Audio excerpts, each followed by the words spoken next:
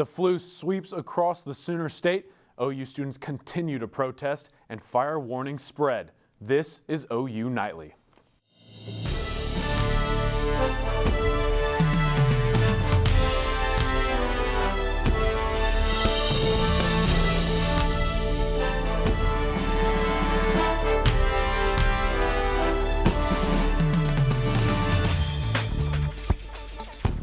It took its time getting here, but flu season finally has hit the Sooner State, and it's hitting with a vengeance. Earlier this week, more than 100 students in the Minco schools fell ill, so many that school has been canceled there for the rest of the week. And that's just part of the evidence that shows what started out slow is now growing like an Oklahoma grass fire. The Oklahoma State Health Department announced that the number of flu-related deaths has more than doubled since February 2nd. Totals now stand at 23 deaths since September 1st, 12 of those happening within the last week. And on top of that, there have been 827 hospitalizations since flu season began in September. These past 7 days have added 167 to that growing total. Thankfully, health officials say it is not too late to get your flu shot. They are warning people to watch out for symptoms that include fever, cough, sore throat, body aches, chills, and fatigue. And fire season is right around the corner. Already, the Oklahoma Forestry Department has issued a burn ban for Oklahoma and Cleveland counties, as well as a dozen others in southeast Oklahoma. And the National Weather Service warns of dangerous wildfire conditions tomorrow and Saturday. Well, Jordan, what can you tell us right now about all these fire bans and the weather that comes with it?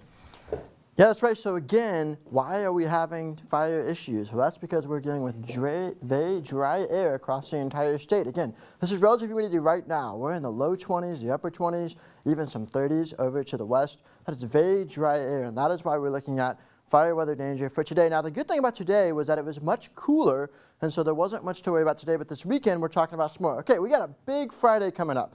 We've got a big solar event going on, so we got a penumbral lunar eclipse. Now, what is that?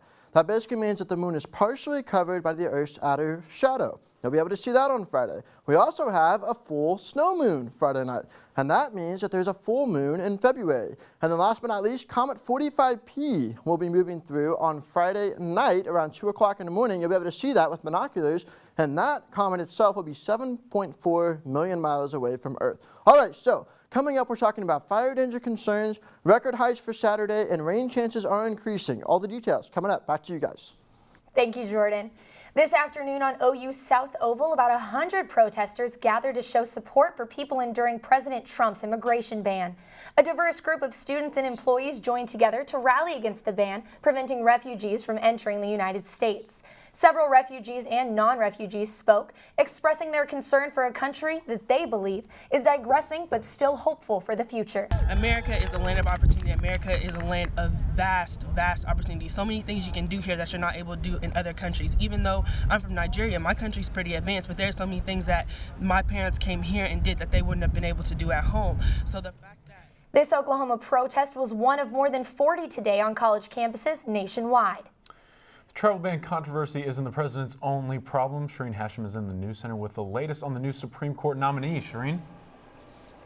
President Trump has falsely accused Connecticut Senator Richard Blumenthal of misrepresenting Trump's nominee, Judge Neil Gorsuch. Yesterday, Blumenthal revealed that Gorsuch called Trump's tweets about federal judges disheartening and demoralizing. Witnesses say the senator was 100% accurate. President Trump is calling Blumenthal a liar. Ask Senator Blumenthal about his Vietnam record. He misrepresented that just like he misrepresented Judge Gorsuch. Meanwhile, Justice Department employees welcomed Jeff Sessions with applause today as the new Attorney General of the United States. Senator Sessions was sworn into office by Vice President Mike Pence. A large group of workers met Sessions as he entered the building following a week of contentious confirmation hearings. And the most dangerous snowstorm of the season is sweeping across the Northeast. With a foot of snow and blizzard conditions, airlines canceled more than 1,600 flights. The snowstorm not only shut down schools in states along the Atlantic coast, but caused 1 injury and 1 death. And Colin, Jordan will have more about the storm in Maine weather. Thank you, Shireen. A brief early voting period began today for 3 Norman City Council seats. This is a live shot of the Cleveland County Election Board, and as you can see, voters aren't exactly knocking down the door, but some voters have taken advantage of the early voting. So far today, 25 Norman voters have cast ballots in person, and 221 voters have returned their finished ballots to the board. If you would like to vote early, you better act soon. The early voting period ends tomorrow. All Norman polls will open on Valentine's Day, February 14th, for regular voting. And still ahead on OU Nightly, see what Mary Fallon plans to do about our $1 million shortfall. And plus, shop owners tell us about the rough ride along Lindsay Street.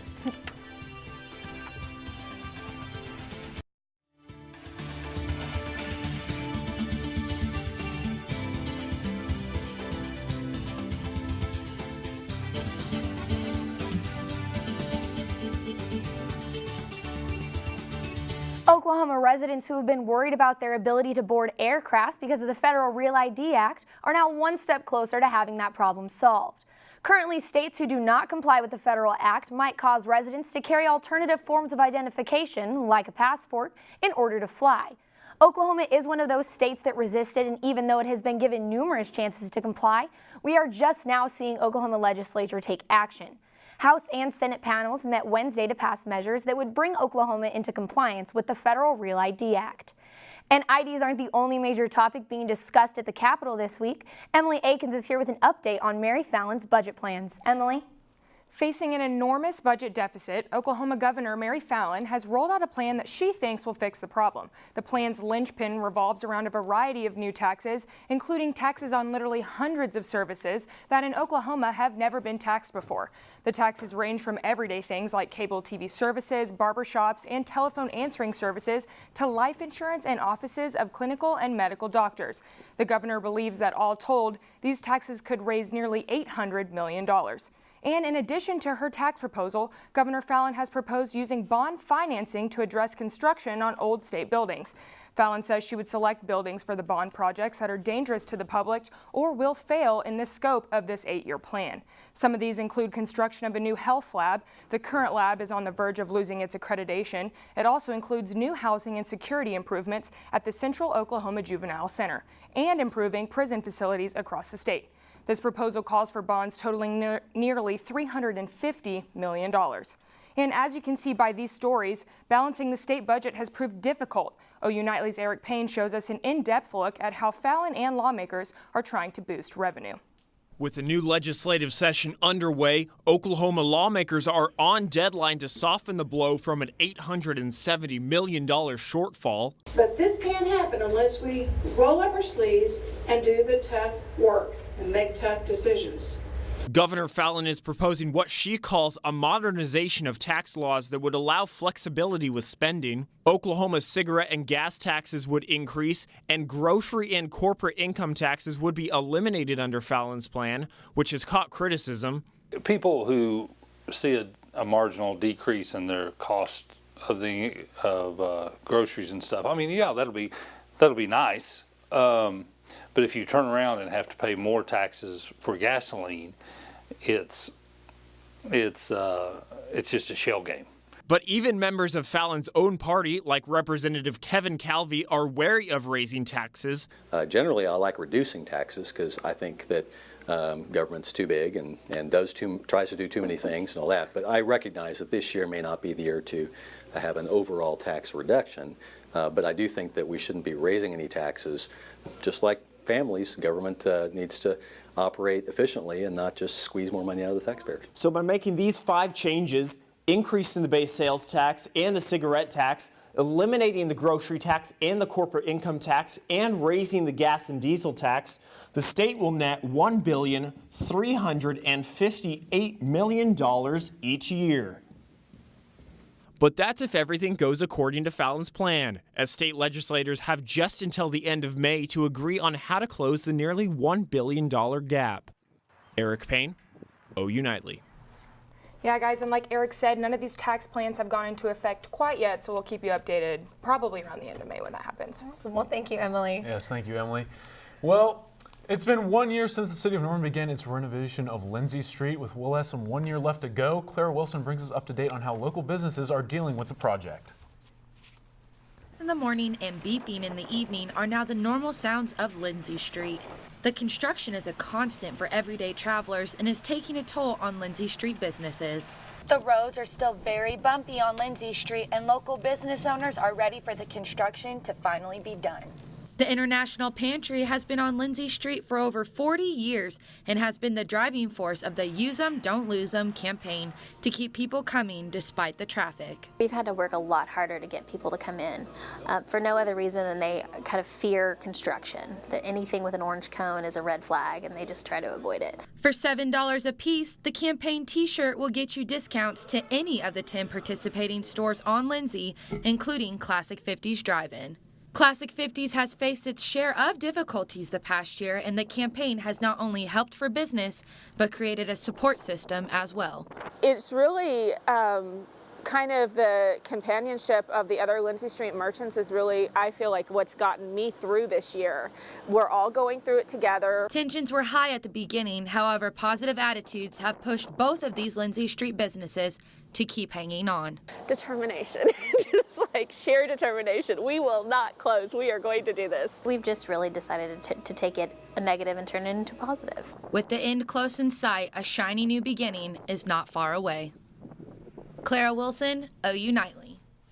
Slowly but surely, progress is being made, and tomorrow morning, this traffic signal at Lindsay Street and Ed Noble Parkway will reopen. Now, I've heard that this month, or I guess recently, we're going to be breaking a lot of records when it comes to weather. Yeah, Jordan, what can you tell us? We're going to be breaking 100-year-old records, but right now, it's nice and cool outside, not a cloud in the sky. How long will it last? All coming up after the break. Welcome back to OU Nightly. I'm Jordan Overton with Look at Your Weather. So what you're looking at is some video.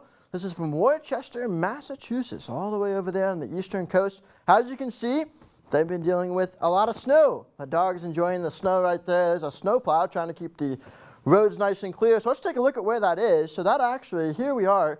This entire snowstorm has been going across the entire east coast all day today. And what's interesting is it's already almost over. So it's a quick hitter, but it also is dropping a lot of snow. You can see the entire system is moving all across the eastern seaboard. But what we're really watching is this very narrow band where we're seeing snowfall rates of 2 inches, even close to 3 inches per hour of snow. And that band is right about there. You can kind of see it right there. It moves across. Now, Worcester, we just saw that video, is just to the west of Boston, so right in that region. So you can see they dealt with a lot of snow over there in Worcester. So that's what's been going on all across the eastern coast. But right now, let's take a live look outside. You can see it's clear, not a cloud in the sky, nice and cool though. Yesterday it was very warm, today it's much cooler. The reason why is because we've seen the cold front that came through last night. So here's the temperatures right now, sitting inside the 50s. The main cold air is off to our northeast, but it still is chilly.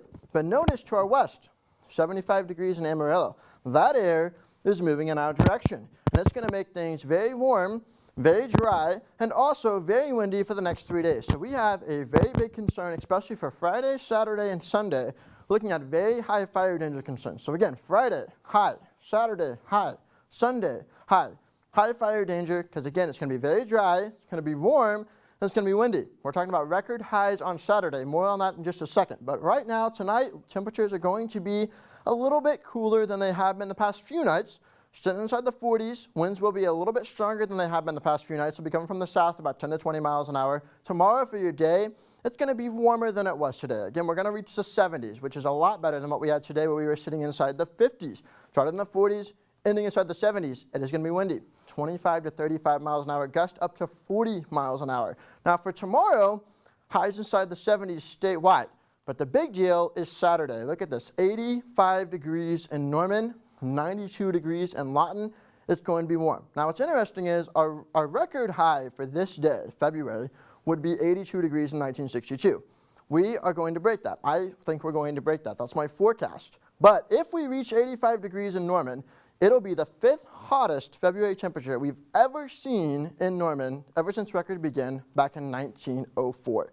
A 100-year record that we look to be breaking on Saturday. And that is a big deal. But anyway, so we're looking at warmer conditions as we get started to the weekend. But the good news is after that, we start to see rain chances increase. We'll see a good chance for rain, especially on Monday and Tuesday of next week. It could be heavy rain, not anything in the way of severe weather, but just some heavy rain. It'll be a nice relief. because we haven't seen any rain. It's been dry. We've been talking about wildfires. It's been hot. So hopefully this rain will kind of help us out with that. Maybe kind of make the grass a little bit wetter, make the ground a little bit wetter. Right. Maybe not have to deal with as many dry conditions as we have. Wow. All right, hey, Well, thank you so much, Jordan. It's been a busy day for the softball team, Holden. That's right. The softball team began their national title defense today with a doubleheader, and the Thunder are back in action tonight against the Cavaliers. Sports is straight ahead.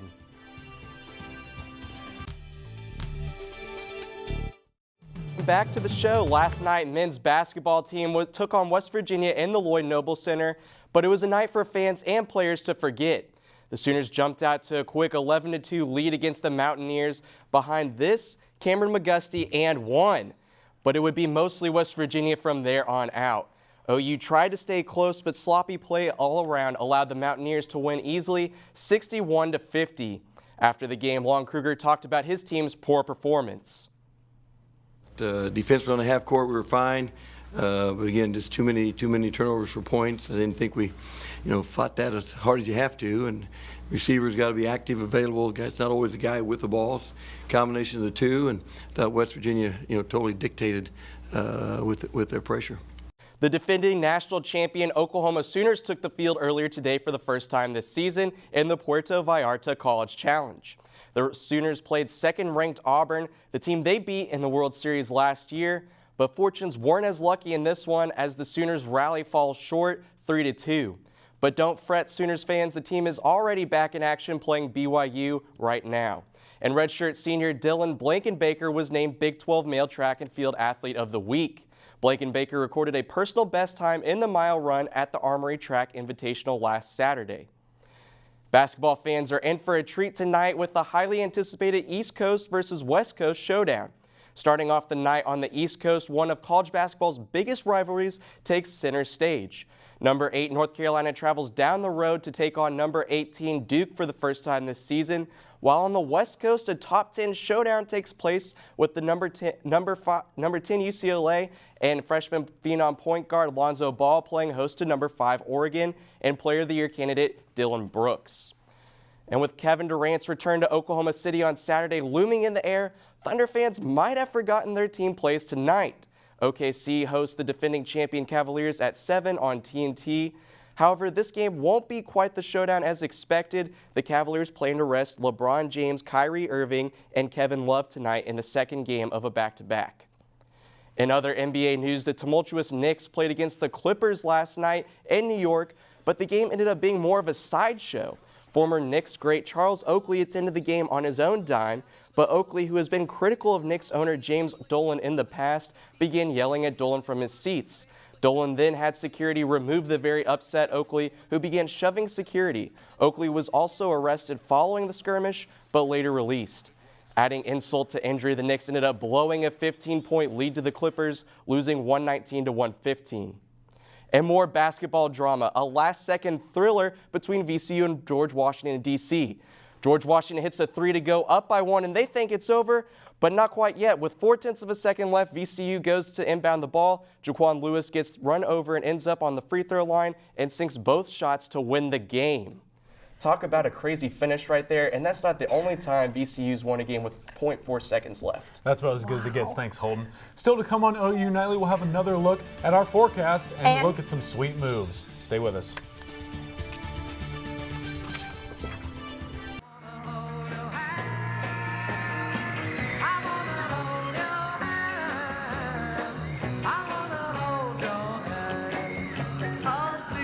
I'm Mina Schweitzer at the Update Desk. Late this afternoon, Governor Mary Fallin named Oklahoma Solicitor General Patrick Wyrick to the State Supreme Court. He's filling the vacancy left by Justice Stephen Taylor, who retired last year. Wyrick has been the Solicitor General of Oklahoma for 5 years and has represented the state in a number of cases.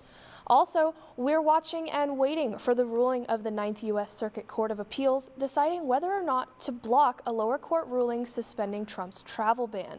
That case should be decided within a few more hours. That's it for now. Back to you in the studio. Thanks, Amina. 6-year-old Jimmy Spagnolo is celebrating the end of his year-long chemotherapy treatment the best way he knows how, by dancing. The video of his celebration has since gone viral and is sure to bring a smile to your face. And Jordan, I know that we mentioned earlier it was going to be very hot this weekend. Yeah, very warm, inside the 80s. Again, we're breaking a 100-year-old record. Wow. I mean, that is just absolutely crazy. And let's look at that forecast again for the 7-day forecast. You're looking at around 73 for the beginning of Friday, and then obviously into the 80s. But it cools off as we get towards the beginning of next weekend. Then a good chance for rain, thankfully. We've been needing the rain for so long. Thank you. Well, thank you for watching OU Nightly, brought to you by the Gaylord College of Journalism and Mass Communication at the campus of the University of Oklahoma. We'll see you back here tomorrow night live at 4:30. Have a great evening. Good night.